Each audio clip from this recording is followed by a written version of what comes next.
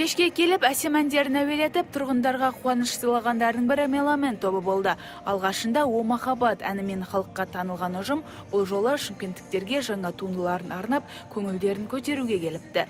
Ендігі кезекте олар жеке ән кештерімен еліміздің алып шаһарларын аралауды жоспарлап отыр. Себеп Меломеннің құрылғанына биыл 5 жыл.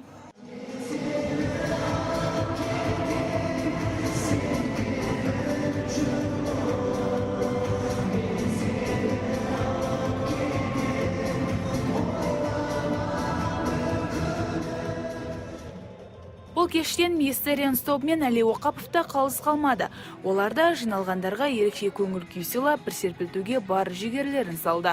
Ал халық артисінің ұлы тіпті арнайы бишілермен бірге ат артып келіпті.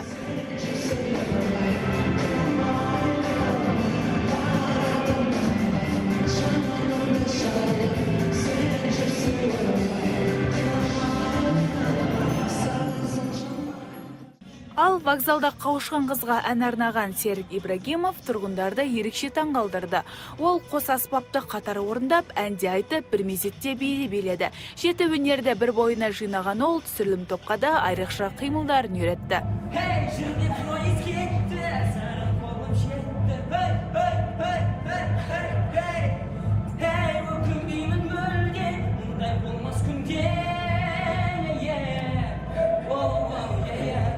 Ал эстрада жұлдыздарының өнеріне тәнті болған көпшілік алған әсерлермен былайша бөлісті.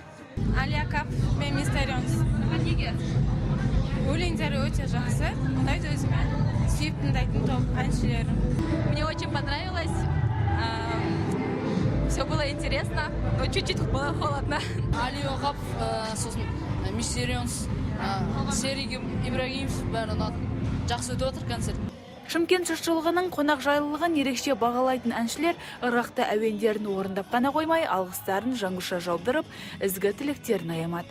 Сыйлайлы шымкенттіктерге тілегім осындай ыстық пейілдеріңізден ешқашанда арылмай, күліп ойнап жүре берсін. Елімізде шым қалада бейбітшілік орнасын, бейбітшілік болса осындай концерт, тойлар көп болады. Біз жиі келе береміз деген ойдамыз. Сондықтан аман есен болыңыздар. Желаю всего самого хорошего, слушайте хорошую музыку, посещайте концерты и самое главное поддерживайте отечественных артистов.